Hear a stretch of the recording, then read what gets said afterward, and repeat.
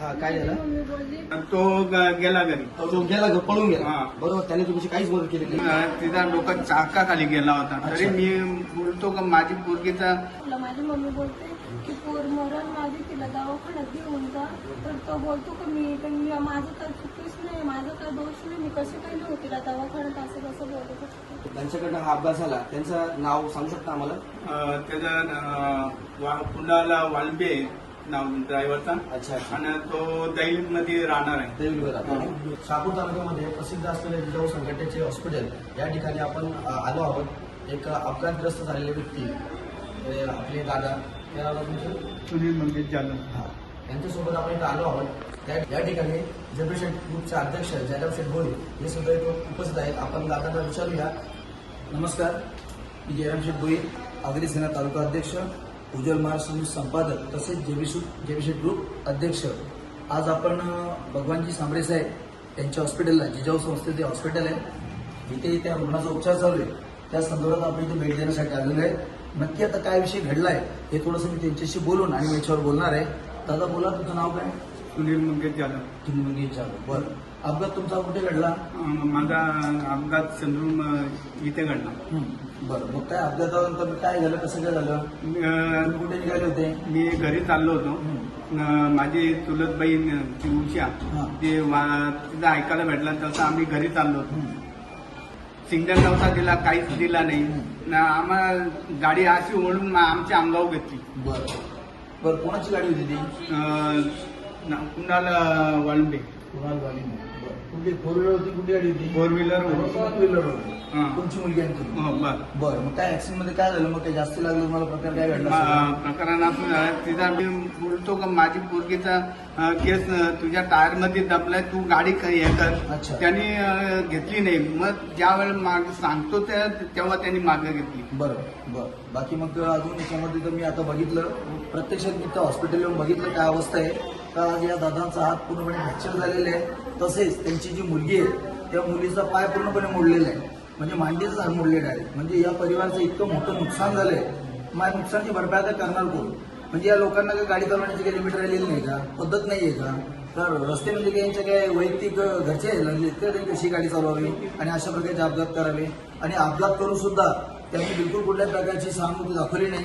त्यांना कुठल्या प्रकारचं हॉस्पिटलला घेऊन गेला नाही, काहीच केलं नाही. अशा प्रकारचं ते चुकीचं काम त्यांनी जर केलेलं आहे तर आपण त्याला नक्कीच अद्दल घडवणार. आणि मी तर म्हणतो 100% मी आगरी सेना तालुका अध्यक्ष, उज्ज्वल महाराष्ट्र संपादक तसेच जेबीशेठ ग्रुप अध्यक्ष, आज आपल्याकडे हा विषय आलेला आहे. आणि आपण या कुटुंबाला 100% न्याय मिळवून देणार आणि 100% समोरच्यांनी ही जी चूक केलेली आहे याला त्याची आपण अद्दल घडवणार. तसेच आज आपलं कुटुंब हे जे ज्या ठिकाणी ऍडमिट आहे, आपले जिजाऊ संस्थेचे निलेशजी सांबरे साहेबांचं हॉस्पिटल, तर जे सेवाभावी काम करतात. आज शहापूर तालुक्यामध्ये त्यांचं नाव आहे. तर त्यांनी भरपूर इथे पेशंट बऱ्यापैकी कुठल्याही प्रकारचा पैसे वगैरे न घेता निस्वार्थाने सेवा करतात. एक नंबरचं त्यांचं इथे तालुक्यात काम चालू आहे. शहापूर तालुक्यामध्ये साहेबांचं काम म्हणजे आणि साहेबांचा स्वभाव एकदम म्हणजे त्याचं म्हणजे समोरच्यावर असा एक इम्प्रेशन वेगळं आहे. आणि माझे चांगल्या प्रकारचे मित्र पण आहेत, ते खूप जबरदस्त हॉस्पिटलचं काम चालू आहे. लाखो करोडो पेशंट इकडे येत आहेत आणि बरे होऊन जात आहेत आणि निस्वार्थाने ही सेवा होते. असं मी साहेबांना सुद्धा धन्यवाद करतो का साहेबांनी एवढं मोठं हॉस्पिटल इकडे केलेलं आहे आणि आज जी लोकांची सेवा करतायत त्याबद्दल साहेबांचे सुद्धा खूप खूप धन्यवाद. शिंदूर येथे अपघात झाला होता परवा दिवशी. त्या जी फॅमिली आहे ती फॅमिली आपल्या सोबतच आहे. त्यांच्याशी बोलूया कशा प्रकारे अपघात झाला आहे. जिजाऊ संघटनेच्या हॉस्पिटलला आपण इथं दाखल झालो आहोत. इथं आपण सत्य परिस्थिती काय आहे ते बघण्यासाठी इथं आलो आहोत. आपण जाणून घेऊया त्यांच्या परिवारासोबत काय झाले नक्की, काय त्या दिवशी काय कुठल्या प्रकारे प्रसंग झाला, कशा प्रकारे अपघात झाले आहे ते जाणून घेण्यासाठी आपण इथं आलो आहोत. त्यांच्या फॅमिलीत आहे, त्यांच्याशी बोलूया आपण, 2 शब्द बोलूया. नमस्कार दादा, काय नाव तुमचं? सुनील मंगेश जालना. ठीक आहे. मंगेश जाधव, ज्यांनी त्यांच्याकडनं हा अपघात झाला त्यांचं नाव सांगू शकता आम्हाला? त्याचा पुण्याला वालबे नाव ड्रायव्हरचा. अच्छा. आणि तो दैलित मध्ये राहणार आहे. दैवलीवर राहतो. गाडी कोणती होती त्याची? एर्टिगा इथली गाडी होती का? Four wheeler. अच्छा. त्यानंतर मग काय झालं ते तुम्हाला पुन्हा त्यांच्या गाडीत नेलं नाही का तुम्हाला? ते आलेच नाही. मला गावातले लोकही उचलला. त्यांनी ज्यांनी ठोकला होता तुम्हाला तो गेला घरी. तो गेला पळून गेला. बरोबर, त्याने तुमची काहीच मदत केली नाही. आणि हा, काय झालं? मम्मी बोलली का ना मग तुझं दवाखान्यात घेऊन जा. बरोबर. तर तो बोलतो का मी नाही ना, बोलतो माझी काय चुकी नाही, बोलतो तुम्हीच येऊन ठोकला. माझी मम्मी बोलते की पोर मरण माझी, तिला दवाखान्यात घेऊन जा. तर तो बोलतो का मी माझं काय चुकीच नाही, माझं काय दोष नाही, मी कसे काही नव्हती तिला दवाखान्यात, असं कसं बोलत होते. तुम्हाला शिवीगाळ केली काय? हा.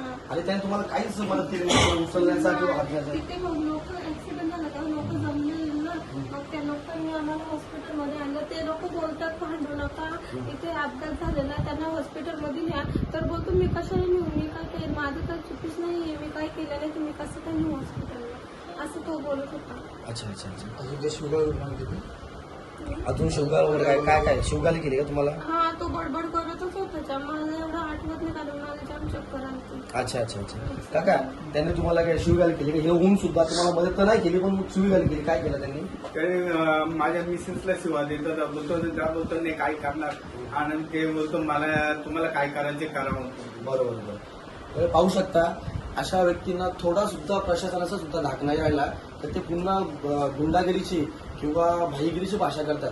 ठीक आहे, यांना कशा प्रकारे अद्दल घडली पाहिजे, काय केलं पाहिजे, यांना प्रशासनाचा कुठं धाकच राहिला नाही का, किंवा एखाद्याचा जीव जातोय तर त्या ठिकाणी त्याचा थोडी सुद्धा दया नाही राहिली का?